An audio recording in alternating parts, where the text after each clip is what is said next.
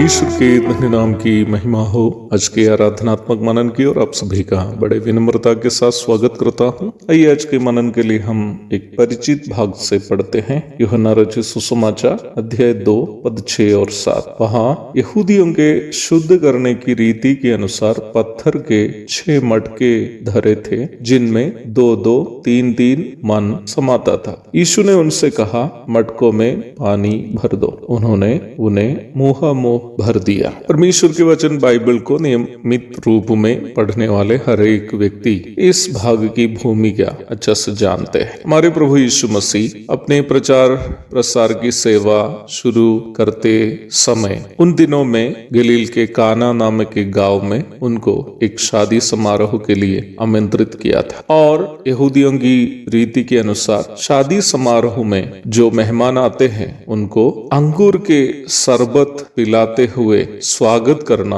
उनकी प्रथा होती थी। निम्न घटना में हम देखते हैं कि वहां पर जब मेहमान सब आए, अंगूर के शरबत पिलाते रहे, परंतु ऐसी एक परिस्थिति उत्पन्न हुई है कि जब बहुत सारे लोग बचे हुए ही थे, अंगूर के शरबत खत्म हो गया। यहूदियों की रीति के अनुसार आप विवाह के समारोह में बाद में क्या कुछ भी खिलाए, पर अंगूर के शरबत नहीं पिलाने से मेहमान ये समझते हैं कि उनकी बेइज्जती की गई है। इस घटना को जब हम पढ़ते हैं तो हमें यहूदियों की भूमिका को मन में रखते हुए पढ़ना बहुत जरूरी है। स्वाभाविक है, लड़की के पिताजी और उसके घर वाले घबरा गए, क्योंकि अंगूर के शरबत नहीं पिलाने से आए हुए मेहमानों की बेइज्जती करने का बराबर है।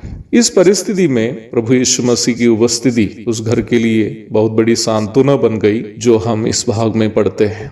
हमने प्रारंभ में जो पद पढ़े हैं, निम्न भाग में वहां की जो समस्या का हल करने हेतु प्रभु यीशु मसीह ने जो सलाह रखा था उसे हम वहां देखते हैं। वहां पर पत्थर के 6 मटके थे, और इस भाग में हम देखते हैं कि यहूदियों के शुद्ध करने की रीति के अनुसार वहां उपलब्ध मटके थे। ये 6 पत्थर के मटके यहूदियों के रीति के अनुसार किसी घर में बाहर से कोई आ जाते हैं, या घर के सदस्य भी क्यों ना हो, बाहर से जब आ जाते हैं उन्हें सबसे पहले बाहर रखे गए पत्थर के मटकों में से पानी लेकर अपने हाथ पांव को शुद्ध करने की अनिवार्यता है। तत्पश्चात ही वो मेहमान अंदर घर आएंगे, या घर के सदस्य भी क्यों ना हो अंदर आएंगे, और घर में जो भी कार्य करना है उसे करना है। यहाँ पर शादी समारोह था। ये पत्थर के जो मटके हैं वो बाहर रखे हुए थे। अंदर के किसी भी प्रकार की गतिविधि के लिए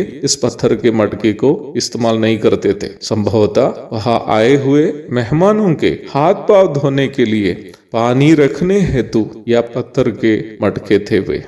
और प्रभु यीशु मसीह जो है उस बाहर रखे गए पत्थर के मटके को यहाँ पर पानी भर के मेहमानों को देने के लिए आदेश दे रहा है।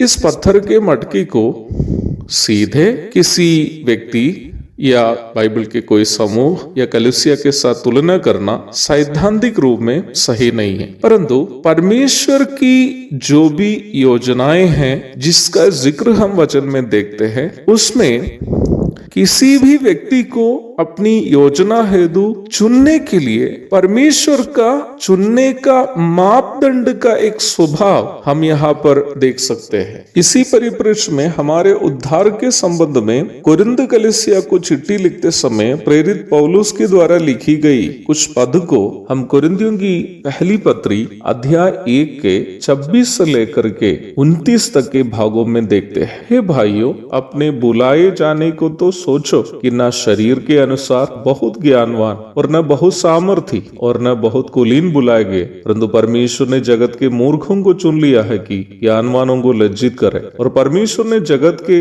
निर्बलों को चुन लिया है कि बलवानों को लज्जित करे, और परमेश्वर ने जगत के नीचों और तुच्छों को, वरन जो है भी नहीं, उनको भी चुन लिया कि उन्हें जो है व्यर्थ ठहराए। प्रभु यीशु मसीह अपने अद्भुत कार्यों के या चिन्हों के एक शुरुआत के रूप में वह इस कार्य को करते समय वो चाहिए तो घर के अंदर में रखे गए सोने के नहीं तो चांदी के बर्तनों को इस कार्य के लिए चुन सकता था, परंतु प्रभु ने घर के बाहर में रखे गए पत्थर के मटके को, जो विशेष योग्यता रखने वाले नहीं है, हाथ पांव धोने के लिए पानी रखने वाले बर्तन है, उसी को चुन लिया है, ताकि वो अपना पहला जो चिन्ह है संसार में आने के बाद जो दिखाने जा रहे हैं कि वो परमेश्वर का पुत्र है, उसके लिए उन्होंने उस पत्थर के मटके को चुन लिया है। मुझे सुनने वाले प्रिय भाई बहनों, मेरा और आपका भी उद्धार करने हेतु परमेश्वर की जो योजना है,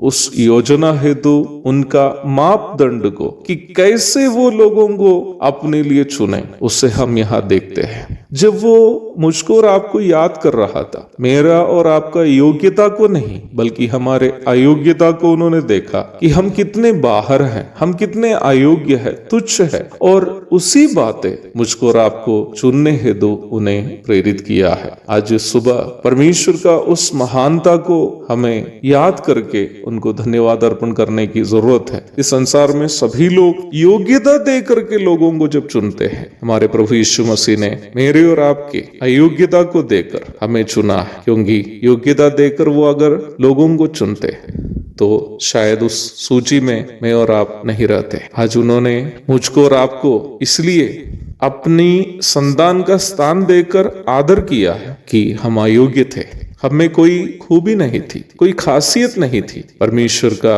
अनुग्रह हमारे समझ से परे है। उस महान अनुग्रह की याद करते हुए हम उनको धन्यवाद अर्पण करेंगे। उनके धन्य नाम की महिमा हो। आमीन।